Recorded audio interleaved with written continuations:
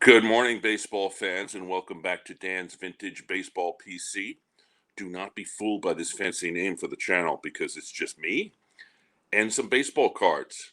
But today, very excited to have a guest. Mark is going to come on in a little bit to talk about the baseball cards we're talking about today, which is the 1948 Bowman set. Mark and I are both collectors of that set, and we both have complete sets. My complete set I keep in this box. This Pelican box it's amazing. I'll put a link for it down in, I bought it off of Amazon. And this box actually takes 48 exact SGC slabs. So let me bring that up and show it to you. Oh, not better one. There we go. So that's what the box looks like with all 48 Bowman slabs in it. So I have the complete set. They're all SGC slabs. Some of them, a few of them are older slabs, but mostly they're all new slabs.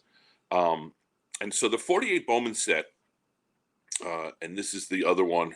This is the other picture of it. See, there's the 4.5. That's card number one. 1948 Bowman set, important for a number of reasons. One, it was the first flagship set produced, complete set produced after World War II. It was produced by the Bowman or Bologna Gum Company, which a version of that corporation that did that gum produced the 1939 through 41 play ball sets. But there's a whole story about people suing and Bowman getting removed and all that back and forth. But the reality is it's sort of the same company that produced the play ball sets. But in 1948, they produced the first post-war set. Good things about the set is that there are first cards of many players, first flagship cards from Musial, Berra, Rizzuto, Mize, Feller, Slaughter, Shane Dean, etc. And we'll get into all those guys later on in the show when we get Mark on. Downsides of the set, no Jackie, no Ted Williams, no Satchel Paige, and no DiMaggio. We talked about on my DiMaggio show that DiMaggio doesn't have a Bowman card, which is a bad thing. But anyway, so 48 cards in the 1948 set, an easy number to remember. So my guest today is my friend from Twitter, Mark, who I would say is probably the person most responsible for my activity on vintage baseball card Twitter, because when I was first starting to get back into the hobby back in like 18 or so, Mark is one of the people who like was really open and nice and messaged me and all this kind of stuff, and we traded cards and everything. So Mark became this sort of confidant for me, and he introduced me to so many different people, including Kurt, who was the first guest ever on this show. So Mark is like this, the like kind of the mayor of in a way of card Twitter, because he's everybody's friend and everybody likes the guy. He put up a post about this upcoming, he called it a podcast, but it's a video, whatever. And it was liked by like hundreds of people. So I'm like, oh, wish I could get that interaction for my videos. But anyway, enough of me yapping. Let's bring on Mark and let's see, where are we? And there we go. My mouse is acting up a little bit today. I'm sorry, folks. Where is Mark? There he is. Okay. There he is. Dan. Mark. How are you? How are you? Good. Thank you for the wonderful introduction. Yeah. Well, it's true. All of it is true. I mean, the reality is that I would not have the reach and the connections that I have on baseball card Twitter, and in many respects where I do most of my baseball card interactions, without you, honestly. Yeah, and I want to thank you for that. Yeah, because it's truly, and it's funny because every person that I meet, indirectly or directly, everybody knows you. And it must make you feel pretty good, because it's not only is it good for you, with your interactions with people and feeling good about social stuff, but it's also good for your cards, Yeah, and I'm a guy, I love cards. I mean, vintage baseball cards are my passion. I'm a guy that started collecting, at 10, my first top set was 1979 tops, and I still have all of the cards that I ever purchased, from those 27 cent, 32 cent packs.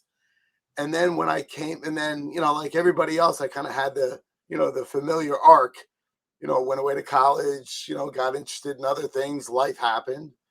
And then when I came back to it about 10 or 15 years ago, it's just such a nostalgic pull, back to my childhood.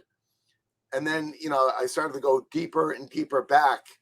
And, I always say this, that 10-year-old me would be blown away by, these, especially the 48 Bowman. So, Well, I kind of feel like I collect a little bit for 10, 12, and 16-year-old me yeah, because there were cards that I couldn't afford and didn't have access to. It's a lot easier to get cards these days. right, And, obviously I'm professional and I have, some finances, so I'm able to get stuff that when I was right, 14, I could never touch. right. So, I mean, like I said, I said it on another broadcast on another channel, 16-year-old me would be really, really happy, but he'd have some questions too, like what is Twitter and what is Venmo? Right. Yeah, absolutely. But So, I like what you said about Bowman because or the 48 Bowman is because I choose to think of it about what it is rather than what it isn't. mhm. And specifically Bowman. So I'm a collector. I'm trying to amass a complete run of 48 to 55 Bowman. Yeah, I And think we already talked about you're going to come on for the when I do my 53 Bowman too, because yeah, yeah, yeah, yeah. But I love Bowman because I thought it was such an innovative, for its time, an innovative company, and that there's never any doubt when you're looking about at a Bowman what it is and what year it was produced. And you know, for 48, I thought it was such a wonderful kind of first effort for this, that incarnation as you talked about. yep, Um, yep. So let's. Oh my freaking! There it is. All right, so let's. We're small now. So that's the first 24 cards of the set yep, from my collection, and we'll get into them bit by bit. But I wanted to talk about card number one there, which is Bob Elliott, who not many people know, but Bob Elliott is one of my best answers on Immaculate Grid because he was the 1947 National MVP. League Most Valuable Player. And for me, it's just a pivotal card because obviously it's card number one in the set. And also, this is 1948, and I am a collector of 1948 Boston Braves, and I'll have another show. I'll have a show on that later on. But Elliott is a big part of that team too, winning the National League pennant in 1948. So love that the Elliott card. And then of course, there's that run of Hall of Famers there, Mize, Feller, and Berra, and Kiner. Actually, there's four in a row. Yeah, And then you skip the great Pete Reeser, and then you get to Phil there. Uh, Johnny Sane is down there in the middle. Of course, Allie Reynolds. I'll show you the big one of Allie Reynolds, and you have it too because I know you're a Reynolds guy. yep, So here's page two, which is Stan in the middle, and a bunch of guys that I don't really know that well, to be honest with you. There's a lot of star power in the set. There's also a lot of guys that kind of are lost to history. Bottom right, we'll get into that. Is second to bottom right is Bobby Thompson, of course, his rookie card. So, anyway, you sent me this, and I was immediately taken aback because I have this card. Unfortunately, mine is a 2. I bought it in an LCS up in Newport, Rhode Island, for a pretty good amount of money. It wasn't a great deal. It wasn't a bad deal. But here you are with 2 of them, both rated higher than me. And I want to get your address so I can go burglarize you and get one so to yeah, upgrade. so We'll talk about the upgrading later, but I definitely need to upgrade my stand. Anyway, so how'd you come about these? Let's yeah, talk so about the whole, my whole, kind of foray into 48 Bowman has a really interesting story. So I purchased a lot of maybe 25 whoops. cards from the estate of my brother's in-laws. So my brother's in-laws, there was a gentleman who grew up in Guilford, Connecticut, which happens to be my hometown, and he was a baseball card collector, and he was collecting and buying packs in Guilford, Connecticut of 1948 Bowman, and he had um, doubles of, I think he had like six doubles of Musial, and doubles of Warren Spahn and all these great cards. And you know, with my brother acting as kind of a go-between, um, I purchased the estate, this lot from the estate, and really just wonderful cards. Yeah.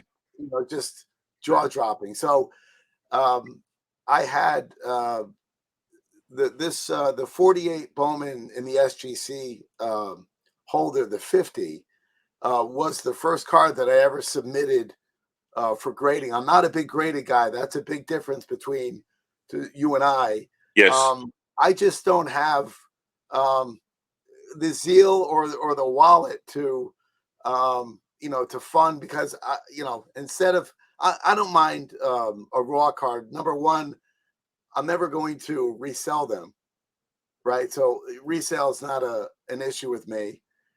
Plus, I think the funds that I would use to grade a card, I could just go buy, you know, more Bowman 48 to 55. So, um, I would so remark that the one on the left is a little bit off center, but the registration on that is absolutely great. yeah, And it's a 4 in an old label, but that's I right. think that would be in the new label. That would be a 4 also. It's fairly graded. And the one on the right, 2.5 seems a little low for that one. Yeah, I was disappointed when I this was a recent submission, Yeah. and Uh, I had graded this for my brother, so that 2.5 is going to go back to my brother. oh, Um, so you we're just still got it. You still got it over me with both of these. And like I said, I want to upgrade. Um, so here's a good one because I got you on this one. Let me find him. Where is he? Spawny. Oh, I didn't put him out. I've shown off Spawn. Spawn was my first full show where I went over my Spawn collection. But I love this card because it's just so Warren Spawn. You know, it's just so him. And it's like you get the Braves hat and he's young and you see the nose and all that stuff. So it yeah, almost feels like a really true uh, capture of this particular player. And of course, they call it his rookie card, even though he debuted in 1942 and became a regular in 1946. But anyway, so you got had you these are also from that estate? correct, correct. So you know, I said to my brother, I urged him. I said, listen, you know, give to me the Musial and the Spawn, and I'll get them graded, because I was at the recent show in White Plains, New York, Hmm. and when he gave them to me, he gave me two Spawns, and I said, "How did you get the other one?" So you know, it's just funny, kind of an inside joke between he and I. So you know, now they're encapsulated. You know, Yeah, not some critics would say that, you know, the photos, the images aren't great, but I would beg to differ, because it's such a um, you know, it's so of the time. It's yeah, like a, you know, and that's why I love vintage cards, because I'll never get to 1948, obviously, but through these cards. yeah. So to me, the like baseball cards, vintage baseball cards, are like little pieces of time travel. Yes. And I'll tell you that to me, and I talk about this a lot, is that it's not just the player's history, the capture of the player. It's also the art of it, and as you say, the era. And in many respects, I don't mind black and white because black and white to me feels like something, like you Right. said, something from that era. So, and there's a criticism of these cards for the photography, but honestly, I think that's an unfair criticism. I mean, this is a profile shot of a headshot, but Like there's some other cool stuff. Like we'll talk about this one later because I know you like this player Henrik. Tommy Henrik. That Yeah, is a fantastic shot yeah. of Tommy Henrik. So and the The same. the Rizzuto, the Rizzuto is interesting because here's, here's here's Phil. Some people say, "Oh yeah, this is an action shot." I actually don't really think this is a great shot because it's like you don't know what he's jumping up from. I mean, that's a bad hop right there. yeah, so he's about to take one in the crotch. He's this card I got at the I should mention that you and I have actually never met in person, but we've had a bunch of near misses, including the 2022 National in Atlantic City, which is where I bought this card, and I got such a good deal on it. And I think the number I needed to get when I submitted, I bought it raw and I submitted it. The number I needed to get was a 2 to make my money back, and then I got this 3.5, so I was extremely happy about that. Dan, we didn't. It's interesting that you're holding up the Rizzuto. We didn't talk about this. Talk about the short prints. Oh yeah, yep, In yep, the yep, set. yeah. So that's the other thing about Rizzuto is that this is one of those short prints, and the short prints are not like you get in later sets where it's like first 400 cards are fine, and then after that it's the high number. The short prints here kind of bounce around the Dagger. set. So Rizzuto is card number 8, which is really early in the set, but he's a short print, and he's supposed to be kind of hard to find. And I just got lucky. Some of the short prints I had a little problem finding, but this one I got lucky on. Right, right. So let's go. Here we go. So raw card stuff. So you put Hank Sauer up there because I think you and I probably share the same thing about Hank Sauer is that we know he's the 1952 National League MVP, which is great for immaculate grid trivia. And nobody knows who Hank Sauer is. That's So right. that's the Right. other thing about this set. And I don't want to babble on here, but there are a lot of guys in this set that aren't maybe household names, but they've got some really good, stories like Hank Sauer, Yeah. 1952 MVP. Marty Marion's in this set, 1945 or 6 MVP. Bobby Right. Thompson's in this set. Like I said, Bob Elliott, who's the Yeah, MVP in 1947. You got some major stuff like Tommy Henrik, Johnny Sane. Those are major names. So that's right. like you said at the beginning, which I love, and I'm going to keep this in my head. It's who you like to think about the good things in this set and what it really means rather than what it isn't. So Hank Sauer, let's talk about him.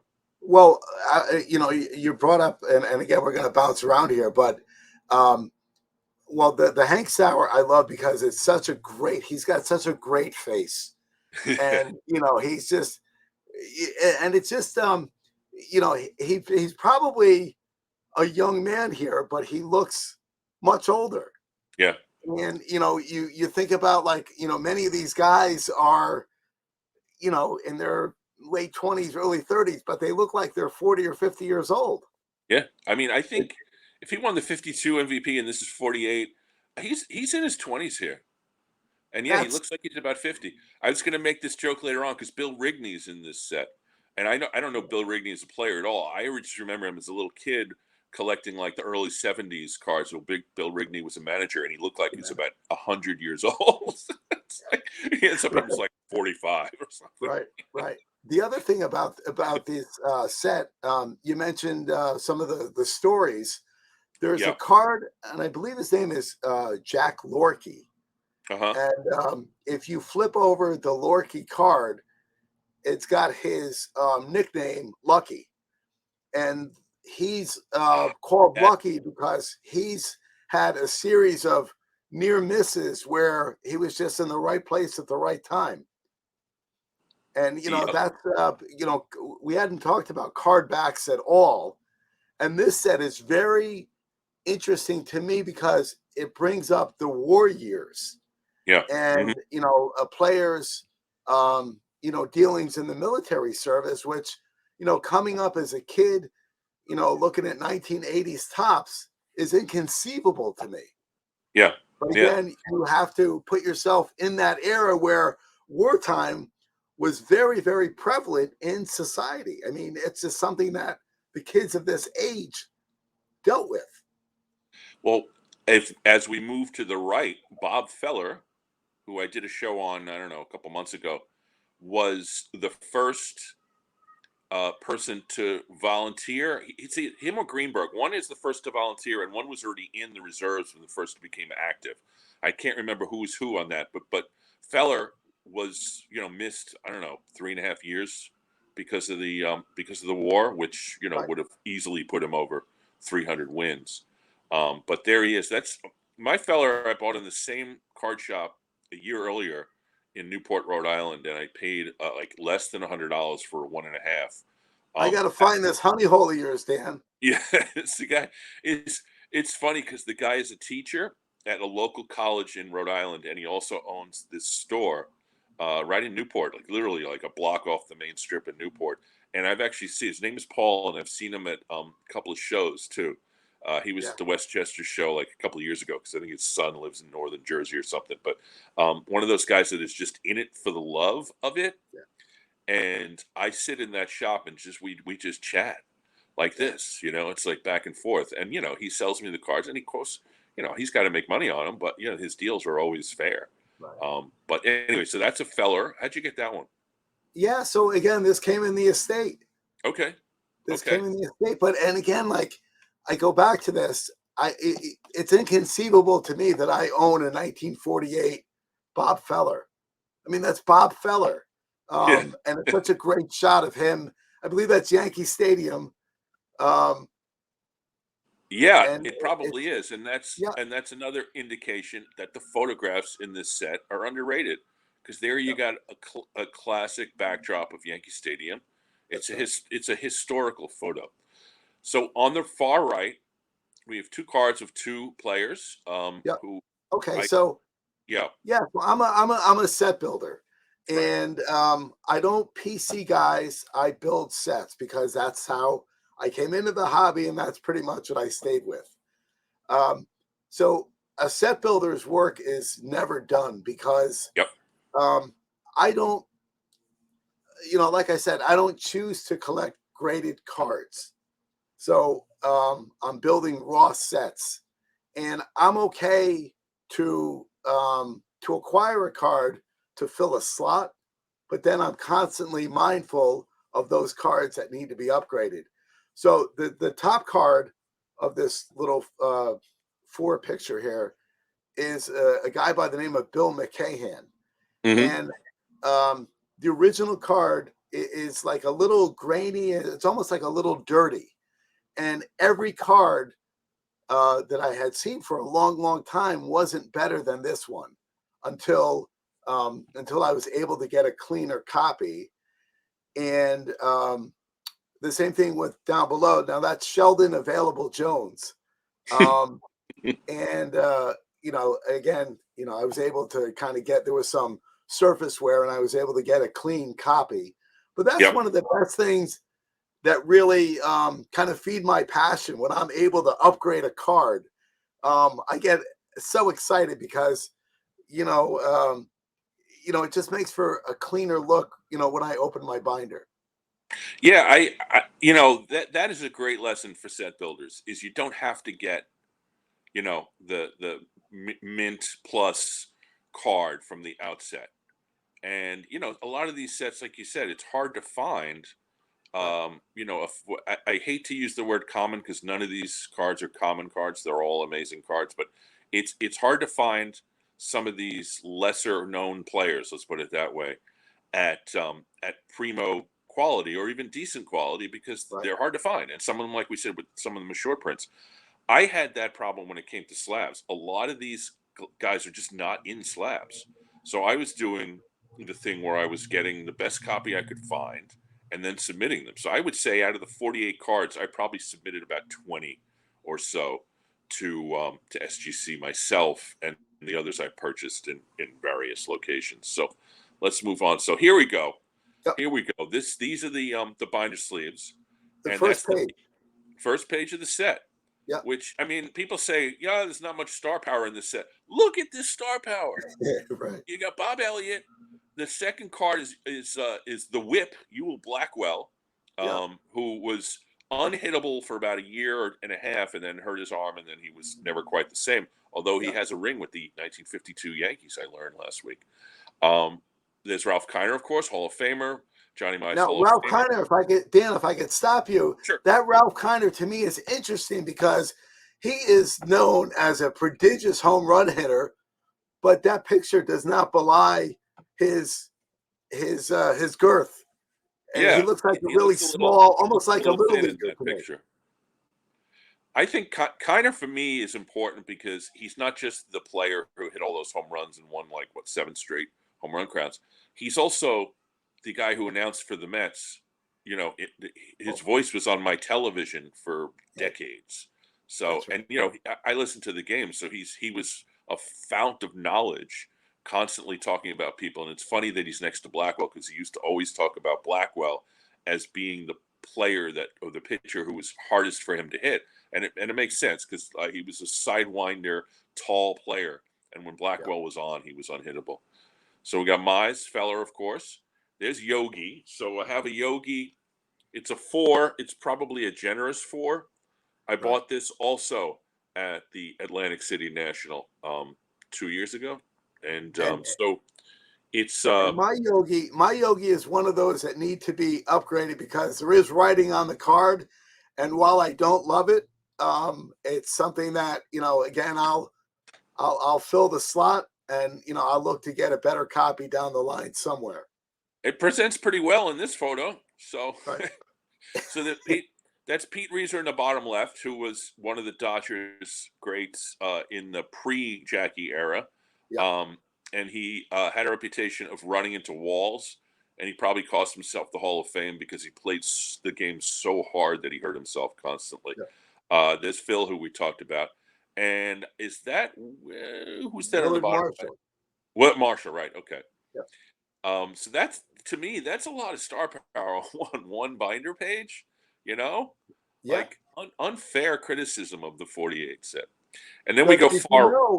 did you know that there are only 6 teams represented among the 48 players?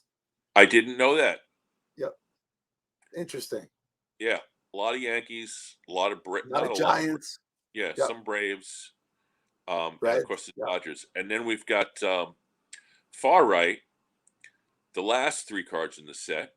Yep. In the middle there is of course uh, Bobby Thompson. I think that is Yep. an actual real rookie card. Like he came into the league in like 47 or something. So it's not like they call the fella a rookie card. He was he was in the major leagues at that point for like 12 years. It's not a rookie card. Right. Right. And Feller has a lot of other cards, like some really cool ones from the 30s, which are really expensive, but That nevertheless. and the first card is a Dave Coslow. Uh-huh. Yep, who is a giant pitcher, and I believe that's the last card is Herm Wiemeyer. Is that yeah. Well, I I believe. got my box. If he's the last card, he's easy to find. I'm gonna be I'm gonna be embarrassed if it isn't. Oh. What did I do with it? Oh. I don't know. Maybe I put him in. Oh yeah, here it is. Yeah, it's Herman Wiemeyer. Yeah. You are right. Herman Wiemeyer, who was a pitcher for the Cincinnati Reds, and of course, the backs. We didn't talk about the backs. The backs are like stories kind of That's backs. right. Not much in the way of. It's funny because the play ball is kind of the predecessor of this set, although like I said, the companies are a little different. But it's a very similar kind of back to the play ball cards. Yeah. And here's Dave Coslow, who, yes, pitcher for the Giants.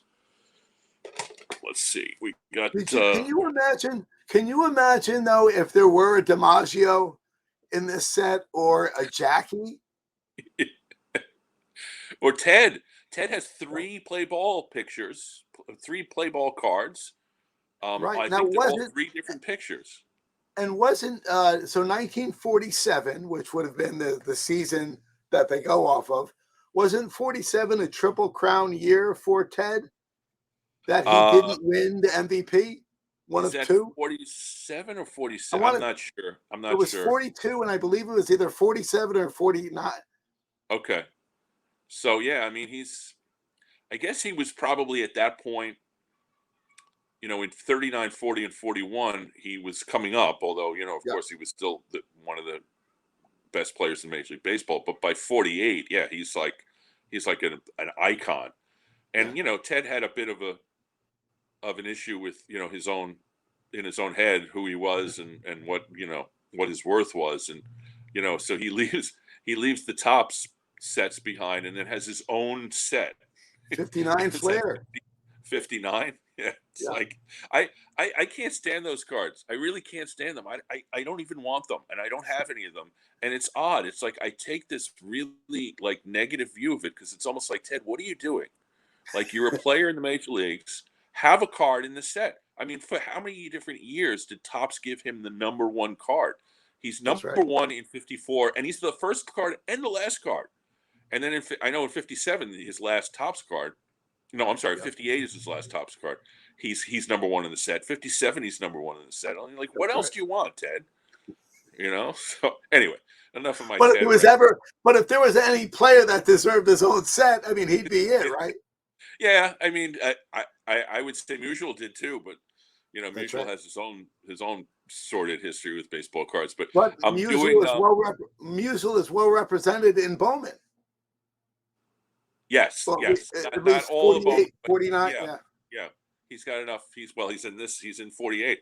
My friend Matt, I think you know Matt, right? Matt's the Ted Williams guy on Twitter. Oh, sure. Matt is going to come on, and I've hung out at shows multiple times with Matt, and he's a great guy. And he's going to come on. We're going to do a Ted Williams show, so that should be entertaining because Matt and I have this thing going back and forth where every time he talks about the greatest hitter who ever lived, I say, "You're talking about Stan Musial, right?" So I think we're going to Matt. have that. I can't wait for that episode because Matt has a collection of I forget what it is. It's the hot dog, the cards that Yes, were in the hot dog, and he's got yes, a Ted that's unbelievable. yep, yep. I eat His my Ted heart out Williams every time I guy. see it. I have actually assisted him, although I'm not sure how successful in that hot dog set, which is called it escapes me now, but it's a small set, but it's really hard to get, and he's got the whole set now. Yeah, So anyway, we're back to 48 Bowman. Sorry about that. yeah, Another star power on the left. That's Sid Gordon on the bottom right. yeah. I So think Bill Bevins, as you know from your Yankee lore, was if you look at the back of his card, I believe it says, Bill missed the Hall of Fame by one pitch, right? Because yeah, he was so close in the World Series. yeah, that was 47. Was he one pitch away or one out away from a no hitter? Yeah, absolutely. Yeah, Not a perfect game because I think he walked like 8 guys in the game, including the base runners in front of the first hit. I think it was Cookie Lavagetto has something to do with it. I'll probably do a deep dive into 47 World Series eventually, but yeah, yeah, I think Cookie Lavagetto got the first hit off him, and I think it was the last hit because he drove in a couple of runs and they lost the game. But the Yankees won that series. And then on the far right, there's our buddy Hank Sauer in the bottom. yeah. Um, I'm not even sure. It's I should have done more. I think Whitey Lockman is in there.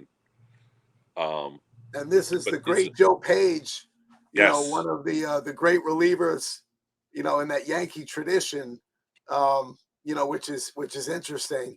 But again, I like to learn the stories of these kind of lesser stars. yeah, It just kind of fills my own knowledge about the game because Sid Gordon, was like the Sandlot Babe Ruth. I mean, people had yeah. high expectations for him. So Sid Gordon is going to be mentioned in my 48 Braves thing because the 48 Braves were in large part the engine of that team was Alvin Dark at shortstop and Eddie Stanky at second base. And in 49, they had a little bit of an off year, and they traded Stanky and Dark to the Giants for Sid Gordon. And it kind of took the heart out of the team, and they never recovered. And unfortunately, 3 years later, they would not even be in Boston anymore. But Sid Gordon, and I looked at his numbers, and I'm like, yeah, this was actually a pretty good trade because the guy was like consistently like 25 home runs, 100 RBI guy. And, nobody knows who he is. Right, he's a right. he's a common, It's like he's not a common player. He's an amazing player. So let's go on to the last screen. I think this is 10. Yeah, this is 10. Yeah, So there he is in the middle of the. Let me bring this up. We'll go We'll go here. This is, I know, one of your favorite players, Yeah, and mine too. yeah, This is Allie Reynolds, who was on the ballot for the Hall of Fame Veterans Committee a couple of years ago, but he didn't get in. I think he should get in because he's an awesome pitcher. The Yankees got him from, I think, Cleveland, right? that's right. Yeah, And one of the, and which began yeah, kind of a series of great you know robbery trades that propelled the Yankees for many years of yep, players from Cleveland. But Ali Reynolds to me when I learned this story, he could start, relieve, yeah. start and then come in, on a day's rest. I did a we did a deep dive into the 52 and 55 World Series last weekend on the 53 Bowman. Game 7. Alex, the 53 Bowman said, I don't know if you saw that show, but Allie Reynolds started 2 games and relieved 2 games in the 1952 World Series. So this is a guy who comes over to the Yankees, and he's basically the ace of the staff for 5 consecutive World Series championships. That's right. And not just the ace. I mean, he had a 2.05 ERA in 1952. And Yeah, so I think, this card, you see the grade, it's a 6. I went after this. I wanted a high grade version of this. that's a And beautiful card. hey, thankfully got one. I'm going to So show you another one. Ali Yeah. Reynolds relieved in Game 7 of the Yes. 52 World Series. Yes, he did. He relieved in game 6 to get the save. And then he was supposed to potentially start game 7. I'm like, how much do you want to pitch this guy? And then Right. so they started Lopat, and then Lopat went like three and a third or something, and then he brought Reynolds in, and Reynolds settled them down, and they won Yeah. the World Series. He didn't finish the game, but I mean, he was one of the stars. This one, I know we've talked about this one Oh, that's because I beautiful. put this up. Yeah, this is Tommy Heinrich. It's a 7. I went and checked the SGC pop reports. Yeah. It's one of 16, and there's only 16 versions of this hire. So Wow. really happy. And Tommy Henrik, of course, Yankees legend, Oh, not a reliable. Hall of Famer. Yep. Yep. So I have a few others here I'm going to show off, but let's go back to this. Where is it? What are we doing here? There we go. All right. So last 2 binder sleeves I think that's Marty Marion, the bottom, That's right. left, With his far glove up. left, middle. Yep. Yeah. Marty Marion was an MVP, although people say he didn't really deserve it, and they might be right. The top middle card there is Red Schoendienst. Yep. Red Schoendienst. This is a 3, and this cost me a pretty penny, honestly. Yeah. I think it was like almost $300 or something. I bought it off of eBay, and this is the last card. This is the last card that I got in the set. And I looked for it for a long time, and it's funny because one of our Twitter friends is Schoendienst collector, Okay. Lucas, and Lucas is has got everything, but he only had one of these too, so I couldn't get It's it from him. But amazing that this photo of Shane Deans, because, starting the hobby, Shane Deans to me was it was an older gentleman. And yep, it's interesting, much like Luke Appling, this guy was once young and vibrant. yeah, yeah, It's just interesting, that these cards bring out, in their time. exactly, and that's what you're going to get when you go through the Bowmans. Is I think Schoendienst is in every Bowman set. I could be wrong about that, but I think he's in every Bowman set. So you see him in the progression from 48 to 55. And he was a Hall of Fame player. He was like a scrappy middle infielder guy, always on winning teams. He not only was he a winner on the Cardinals, but he was also a winner on the Giants, and he's on the 57 Milwaukee Braves that won the World Series. So like just kind of one of those guys that comes into Yeah. the clubhouse and he's a winner, and that's how he ended up being a Hall of Fame manager also. And I believe the card, I'm sorry, Dan, the card in the center of the page, I believe that's Rex Barney. Uh-huh. And Rex Barney was one of these kind of, mythical players, had so much promise and never really lived up to the hype. But I believe he was one of these guys who was really, really hyped. So, you learn about these guys over time, and it just Yep. kind of broadens the knowledge. Yep. Absolutely. Um, the binder sheet on the right, the upper left corner, is a perfect catcher card. I mean, again, art. Yeah, Underrated absolutely. photographs. There's an arty picture of the catcher card. Yeah, Bottom right, there's Slaughter, Enos Slaughter, who I got in a trade, or I think no, it was a partial like cash and trade with somebody on Twitter. Got it yeah. raw, sent it in, and I don't know if I took it out of the binder, but I think it's like a 5. Really, really happy with that grade. Here's Marty Marion. I was going to show. Um, Here's our friend Bill Rigney, who I remember we were talking about. That's He's right. this young, like strapping guy, and I remember him from baseball cards as looking like he was 85 years old. But oh well, So, that's Tom. Dan, if you could hold that card up again, is that picture shown in the Polo Grounds? I don't know if this is the Polo Grounds or not. It looks Okay. to me like it could be. It looks more like spring training, honestly, because it's like a field with a very small bleacher in the back. Yeah. Um, there's one other guy I want to talk about because Coslow and Johnny Sane, Hank, we talked about, Bobby Yeah. Thompson, we talked about. This guy, Snuffy Sternweiss. Now, I did a little bit of deep dive into Snuffy before this, and I know that he came into the Yankees in 1945, and there was still a lot of players were still in the war at that point, and he had like one of those seasons where he got up like 700 times and got 200 hits, batted like 330 or something. And he was that way for a couple of years. And then everybody came back from the war, including Joe Gordon. Joe Gordon got his job back for a year or two. And then Sternweiss ended up being just sort of a super sub for the Yankees. I think he has 2 or 3 World Series championships, but he died very sadly in a famous I didn't train know. accident. I didn't Snuffy know. Sternweiss was turned down a job coaching for the Yankees to work on Wall Street. He lived in Jersey. He took the Newark train, and it was on like 56 or 58. There was a great train accident where the Newark train went into the bay, and like 40 some Wow. odd people died, and he was one of the people that died. And there's a sort of a thing on every train now because of this. It's like uh,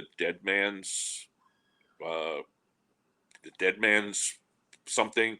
So if the train conductor has like he has a heart attack or something, there's a way to stop the train Oh because my of that good. accident. Wow. So that Wow. was Okay. yeah. It's kind of a sad. Obviously, it's sad. Snuffy left the planet on such a terrible thing, but it resulted probably in saving many lives over the years Yeah. because now there's a way to prevent that from ever happening Yeah. again. So, So and then Dan, on this other page, the page on my right is the card of the upper right, Johnny Sane, yes, who Johnny uh, said yes. who is the kind of the tandem of Warren Spahn, in Yep. those great Braves teams, but also became a renowned pitching coach. Yes. Johnny Sane, I bought this card at the Chantilly show in Virginia, Northern Virginia. My son lives in Northern Virginia now. He works in Washington. So I drove him back from home, uh, went down to the Chantilly show after I dropped him off, met Matt. Matt was there. And then I drove all the way back to New York the same day. It's like I, it was a bit of a trip, but I got the 48 DiMaggio leaf card, and I got that Johnny Sane at that show. So pretty happy.